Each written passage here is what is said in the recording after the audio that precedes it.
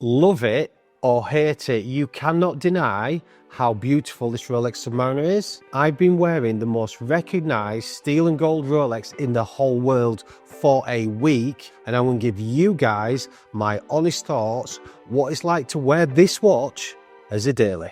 So for you guys that don't know, this is the iconic Rolex Submariner Bluesy. It was first introduced in the pre-ceramic form around the 1980s, 1985, and that ran until 2009, 2010, when we got the first of the ceramic model. This one here is the new version. It came out in 2020. It's the 126613LB reference.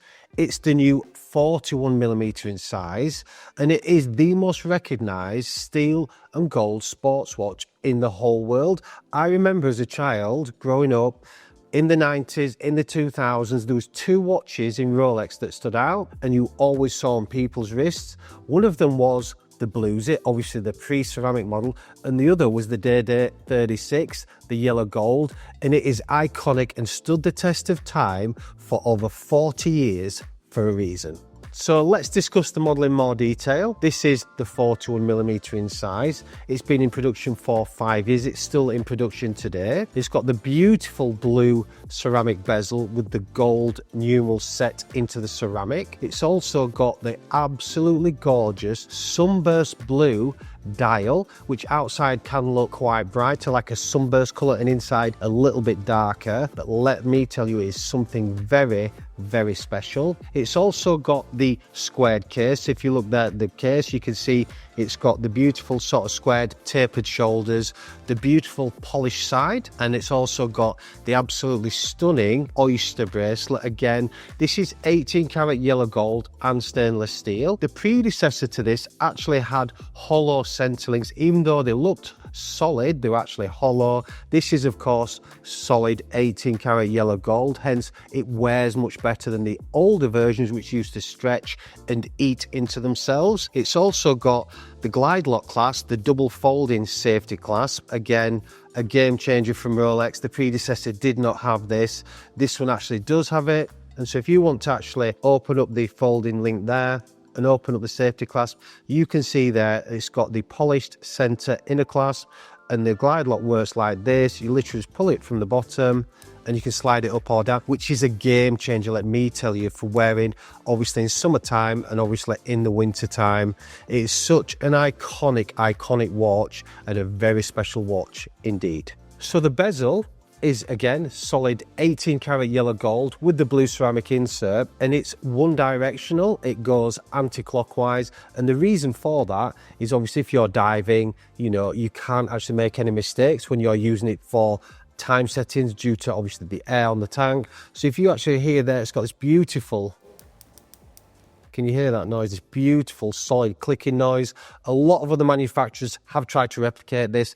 They just can't do it to the quality. The build quality of this particular part of the Rolex Submariner is absolutely top rate and first class. So how did it feel to wear as a daily and obviously day-to-day work, home, family time? Well, I can tell you, as soon as you put it on the wrist, it does feel obviously heavier than the standard steel Submariner. I've got one to show you here. So this is the 41mm steel sub, again iconic. This actually has been around, the steel variant, since the early 50s.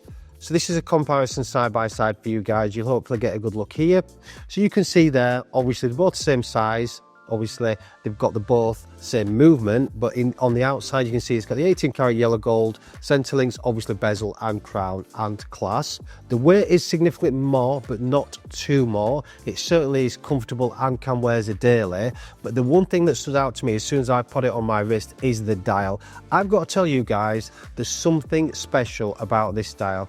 All you guys watching this, if you've ever seen a Bluesy out in the wild, or you've come to the boutique to buy a different watch, all you guys will remark on how beautiful this dial actually is.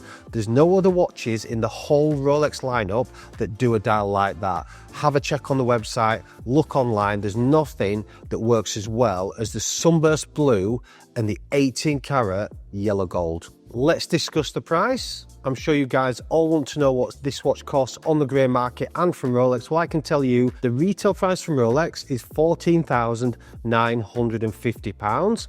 We sell this watch brand new on our website for under the Rolex retail price. For a brand new unworn 2025, we actually sell these for around the 14 to 14.5. In fact, we've got a couple in at the minute. We've got a 2024 brand new. I think we've advertised that around the 14k, and we've actually got this one here, which, believe it or not, look at the condition, literally like brand new, is a 2020, first of this generation of the 126, and we've actually got this for sale for £12,450. And what do we say on the channel? Do not do that dance. Go straight to the grey market. You can pick this watch up on the day, depending on the year, even up to new, for less than Rolex retail price. There's no wait list in the grey market for this watch. There's no reason to go to your authorised dealer and beg for this watch. Find a credible dealer, go to the grey and buy it on the day. So what other watches can we compare this to? What could rival the Bluesy in the same category? Well, there can only be one. Of course, it's his brother. It's the one, the black bearing. Ironically, I do actually have them to show you here. So it's the exactly same model, the 126. Instead of ending in LB for blue, it ends in LN, noir for black. It's the same retail price from Rolex, so it's actually £14,950, but this one's slightly different. You can actually buy this one for less than the Bluesy on the grey market. This is a 2022 model that we've got in the LWC, and we're selling it for the same price as the 2020. So you can see it's even more of a bargain than the Bluesy. It's more understated, slightly different type of buyer. Somebody who still wants the gold, something, you know, a bit more weight, something a bit more classic. But the Bluesy is that standout watch that you cannot deny when you see it on somebody's wrist. So the big question is, would I buy it and would I add it to my collection? The answer is yes, I actually would. I love, love, love the Bluesy watch. I wouldn't wear it as a daily. I would wear it more as a summer watch or holiday watch. For me, that's where I see in my personal collection. I know a lot of you guys do daily it, but should you guys buy it? 1,000,000% yes. This watch needs to at least be tried. If this is not on your radar and you like this watch, you certainly need to try it. Some people think it is too loud, you know, some people think it's too much to wear, so it could possibly fall into that weekend or evening category. But I tell you what it is, guys, value for money in the current market. Compare it to the steel variant. You know, you can pick one of these up. This watch is literally £450 more than the steel one that I've just mentioned there. So you can't tell me that in good value for money. So give this watch a try. It's certainly one that I feel very passionate about. I know you guys, even if you're not a buyer and you see in the cabinet, you go, what a watch that is. Hope you guys enjoyed this video. YouTube thinks you should watch this video next.